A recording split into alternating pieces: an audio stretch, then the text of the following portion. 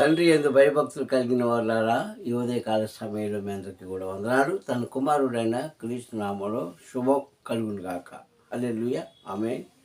మరి ఈ ఉదయకాల సమయంలో మనకి ఇచ్చిన వర్తమానాన్ని ఒకసారి జ్ఞాపకం చేసుకుందాం. ఆయన ఇచ్చిన కట్టడాలను మనం ఒకసారి జ్ఞాపకం చేసుకుందాం. ఆయన చూపించిన మంచి మార్గాన్ని మనం ఒకసారి జ్ఞాపకం చేసుకుందాం. కావున ఈరోజు వాక్య సందేశం జ్ఞాపకం చేసుకుంటా అన్న అంశం మీద కొన్ని మాటలు మనం చదువుకుందాం. గ్రంథం నుంచి నేర్చుకుందాం, నేర్పిద్దాం. మనం నేర్చుకొని అనేకం నేర్పిద్దాం. ఇవి ఏంటి జ్ఞాపకం చేసుకోవాలి అంటే, నాడు ఇశ్రాయేలు ప్రజలు మొదలుకొని ఆదాం కాలం నుంచి మొదలుకొని మెస్సీ కాలం మొదలుకొని నేటి వరకు కూడా మనం అనేక విషయాలను జ్ఞాపకం చేసుకుంటున్నాం. మన పూర్వీకుల దగ్గర నుంచి ఇప్పటి వరకు ఏం జ్ఞాపకం చేసుకుంటున్నాం? ఆకాశాలు భూమిని పుట్టించాడు, వాటిలో అన్నీ పెట్టాడు. మరి ఆయన మనిషిని చేశాడు, వృక్షాలు పెట్టాడు, వాడిని చేశాడు, జలప్రళయాన్ని రప్పించాడు, అన్నీ జ్ఞాపకం చేసుకున్నాడు అని అంటాం. కానీ వీటన్నిటికంటే ప్రియ సంగమా, నీకు ఇచ్చిన సమయాన్ని తండ్రి జ్ఞాపకం చేసుకుంటున్నాడు ఈ ఉదయకాల సమయంలో. హల్లెలూయా. నీకు ఒక సమయం ఇచ్చాడు. ఎందుకు ఇచ్చాడు అంటే, ఆయన నీకు ఇచ్చిన సమయంలో ఆయన నామాన్ని ఘనపరచుటకును, అనేకుల ఎదుట సాక్షిగా జీవించుటకును, అనేకులను ఆయన పాదాల దగ్గరకు రప్పించకును నీకు అవకాశం ఇచ్చాడు. ఇవన్నీ కూడా ఆయన జ్ఞాపకం చేసుకుంటున్నాడు. హల్లెలూయా. మరి ఈరోజు నిన్ను జ్ఞాపకం చేసుకుంటున్నాడు కనుక నీవు ఆయనకు జ్ఞాపకార్థంగా ఉన్నావా? ఒకసారి జ్ఞాపకం చేసుకుందాం, ఒకసారి ఆలోచిద్దాం. ప్రియ సంగమా, నీవు జ్ఞాపకార్థంగా ఉన్నావా? ఉంటే దైవ కార్యాలు, పుణ్యకార్యాలు చేస్తున్నావే, దేవుని యొక్క వర్తమానాన్ని మీరు వింటున్నారే, తండ్రి పంపించే ఆ యొక్క అమూల్యమైన మాటలను మీరు గైకొంటున్నారే, మీ జ్ఞానం ఏమైపోయింది? మీ జ్ఞానం ఏమైపోయింది? ఒకసారి ఆలోచిద్దాం.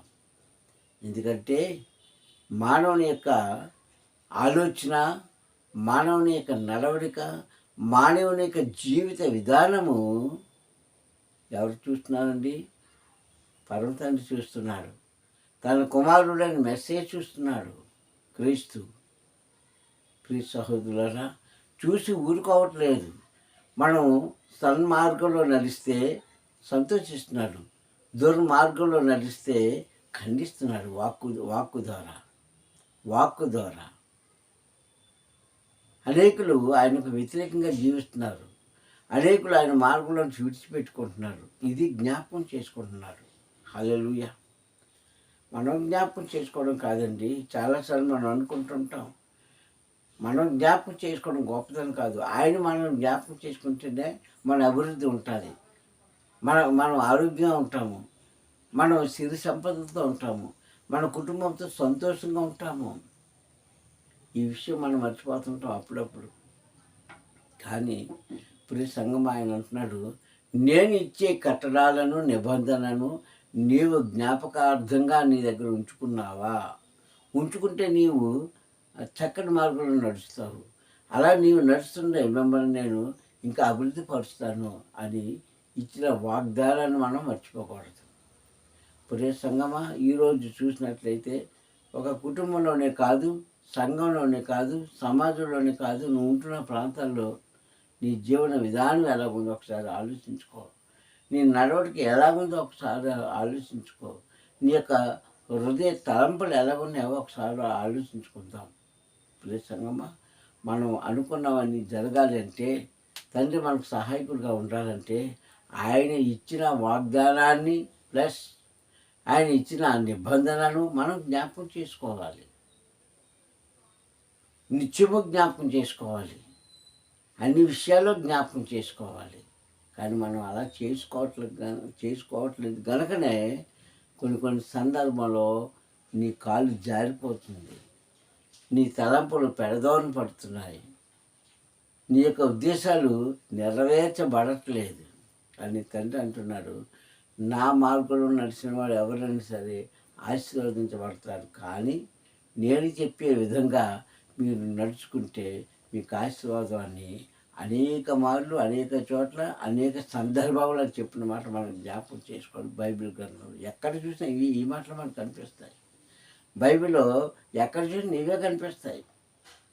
సన్మార్గంలో నడు, నా మాటను గైకొనుకో, నా మార్గంలో నడు, నా మాటను తీసుకో, గైకొను అంటే తీసుకోవడం, తీసుకో, నేను ఏం చెప్తున్నానో అది చెయ్యు, రాబోతున్న దినాల్లో నీ భవిష్యత్తు బాగుంటుందని అనేక మార్లు ప్రవక్తల ద్వారాను, సేవకుల ద్వారాను, యాజకుల ద్వారాను, కాపరుల ద్వారాను ఆయన చెప్పించిన మాట మనం మర్చిపోతుంటాం. ప్రియ సంగమా, ఈరోజు నువ్వు ఇలాగున్నావంటే, ఈరోజు నేను ఎలాగున్నానంటే, ఈరోజు మన కళ్ళ ముందు కనిపిస్తున్న వాళ్ళందరూ ఇలాగున్నారంటే కేవలం ఆయన ఉచితమైన కృప.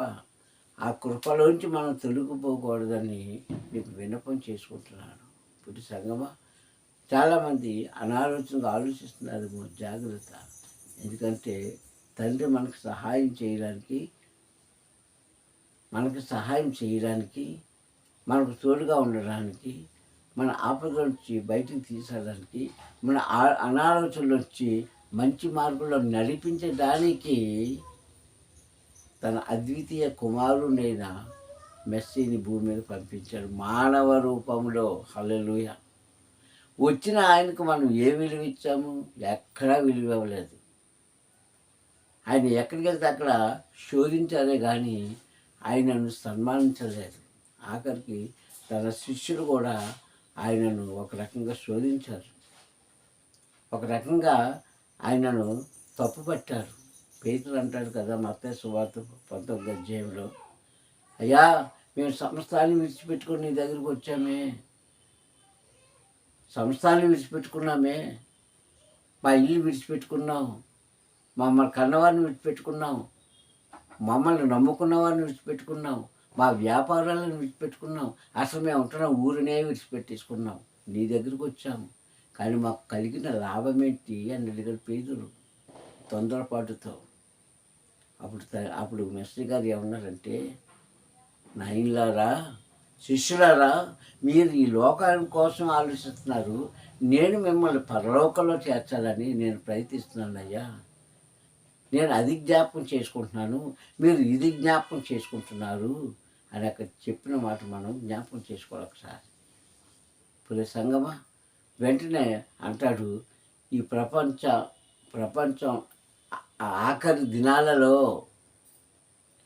దినాలలో మిమ్మల్ని నా తండ్రి దగ్గర పెడతాను. ఇశ్రాయేలు గోత్రాల వారికి 12 మందికి న్యాయం తీర్చుటకును, 24 పెద్దల ఎదుట మీరు నీతిమంతుగా ఉంచుటకును నేను సంకల్పించుకున్నానయ్యా.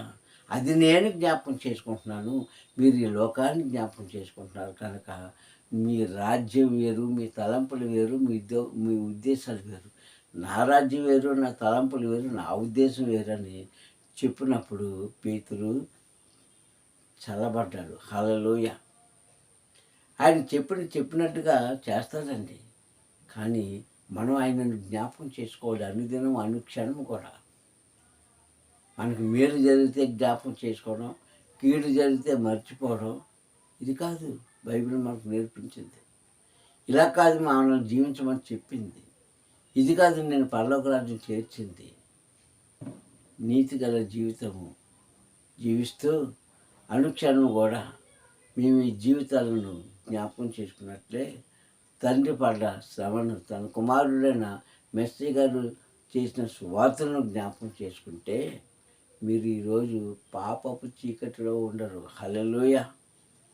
పాపపు చీకటిలో ఉండరండి.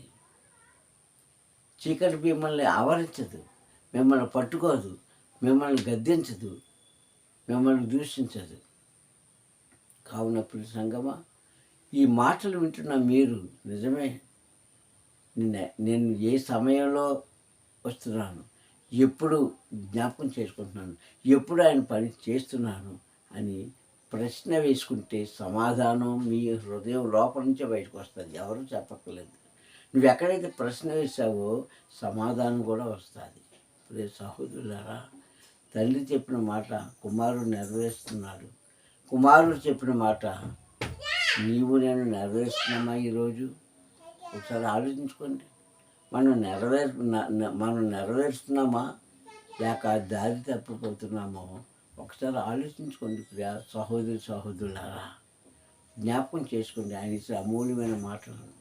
దావీదు అంటాడు, నాయన ఇంతకాలం నేను భూమి మీద జీవిస్తున్నాను అంటే, ఇంత ఆరోగ్యంగా నేను ఉంటున్నానంటే, ఇంత సిరి సంపదలు నాకు కలిగాయంటే కేవలం ఇది నా సంపద కాదు, కానీ నీవు నన్ను జ్ఞాపకం చేసుకుని ఆశీర్వదించిన ఆశీర్వాద వచనములే అని దావీదు గారు కొన్ని సందర్భాలు చెప్పిన మాట. ఓ క్రైస్తవుడా, నీకేమైనా జ్ఞాపకం ఉందా? అయితే నీవు నశించిపోవడం ఆయనకి ఇష్టం లేదు కనుకనే, నీవు దారి తప్పడం ఆయనకి ఇష్టం లేదు కనుకనే, నీవు మత్తులే పడి ఉండటానికి ఇష్టం లేదు కనుకనే అనుక్షణం అనుదినం కూడా ఆయన అమూల్యమైన మాట ద్వారా అనగా వాక్యం ద్వారా నిన్ను హెచ్చరిస్తున్నాడు, నిన్ను జ్ఞాపకం చేసుకుంటున్నాడు. ఈ మాటలను మీరు జ్ఞాపకం చేసుకోండి. ఎందుకంటే రాబోతున్న దినాల్లో మీకు శుభం కలగాలంటే, రాబోతున్న దినాల్లో నీవు నీ కుటుంబము ముఖ్యంగా నీ వ్యక్తిగత జీవితంలో నీవు మేలు పొందుకోవాలంటే ఆయన చెప్పిన మాటలను జ్ఞాపకం చేసుకోండి. ఆయన చెప్పిన మాటలను జ్ఞాపకం చేసుకుంటూ ఆయన చూపించిన మార్గంలో ప్రయాణం అయినప్పుడు కొంచెం కష్టంగా ఉన్నా, కొంచెం బాధగా ఉన్నా, కొంచెం ఇరుకు ఇబ్బందులు ఉన్నా దాన్ని నీవు అనుసరించినప్పుడు ఆయన ఏం చేస్తాడు? ఇరుకులో విశాలత కలుగు చేస్తాడు. హల్లెలూయా. నిన్ను జ్ఞాపకం చేసుకుంటాడండి. నీవు పడుతున్న కష్టాన్ని జ్ఞాపకం చేసుకుంటున్నాడు. నువ్వు కార్చిన కన్నీళ్ళని జ్ఞాపకం చేసుకుంటాడు. నీవు నీ యొక్క అనారోగ్యాన్ని జ్ఞాపకం చేసుకుంటాడు. నువ్వు ఏ స్థితిలో పడిపోతున్నావో ఆ స్థితిని ఆయన జ్ఞాపకం చేసుకొని తిరిగి మళ్ళా పైకి లేపుతాడు. ఎందుకంటే వాగ్దానం ఇచ్చిన తండ్రి ఎంతైనా నమ్మదగినవాడు. కావున ప్రియ సహోదరులారా, ఈ మాటలు వింటున్న మీలో పరివర్తన కలిగించుకుంటే రాబోతున్న దినాల్లో మీ అందరినీ జ్ఞాపకం చేసుకుంటాడు. అందరినీ జ్ఞాపకం చేసుకుంటాడు. మన ప్రాంతాలను, మన కుటుంబాలను, మన పల్లె పట్టణాలను, రాష్ట్ర దేశాలను జ్ఞాపకం చేసుకొని మేలుతో నింపుతాడని మా ప్రియ రక్షకుడని క్రీస్తులో నామంలో ఈ యొక్క వాక్యాన్ని సమర్పించుకుంటున్నాను. ప్రియ సంగమా, ఈ వాక్యం మీలో పరివర్తన కలిగించి ఉండండి. రాబోతున్న దినాల్లో మంచి మేలుతో మిమ్మల్ని తృప్తిపరిచినట్లుగా, మంచి గోధుమలతో మీ ఆకలి తీర్చినట్లుగా తండ్రి మిమ్మల్ని జ్ఞాపకం చేసుకుని గనక. హల్లెలూయా, హల్లెలూయా, ఆమేన్. ప్రార్థించుకుందాం. మహాగణుడైన తండ్రి, వందం నాయన. ఈ యొక్క తండ్రి నాన్న ఉదయకాల సమయంలో తండ్రి నీ అమూల్యమైన వాక్ ద్వారా మమ్మల్ని జ్ఞాపకం చేసుకున్నందుకు వందం. నిజమైన అనుదినం అనుక్షణం తండ్రి నన్ను మీరు హెచ్చరిస్తున్నా అది మేము జ్ఞాపకం చేసుకోండి తండ్రి. అపవాది చేతులకు వెళ్ళిపోయిన వారు కోట్లు ఉన్నారు తండ్రి. నాన్న వారిని బట్టి ప్రార్థిస్తున్నాను. అయ్యా, మమ్మల్ని మూర్ఖులుగాను అవినీతిగాను ఉంచకుండా నీ కృపలో నింపి రాబోతున్న దినాల్లో తండ్రి శుభమని ప్రార్థిస్తూ మీరే మహిమ పొందుకోమని మా ప్రియ రక్షకుడైన క్రీస్తు నామములో ప్రార్థన సమర్పించుకుంటున్నాను పరమ తండ్రి. హల్లెలూయా, హల్లెలూయా, హల్లెలూయా. మీ అందరికీ కూడా మరొకసారి పరమ తండ్రి నామములో సాలోం, సాలోం, సాలోం.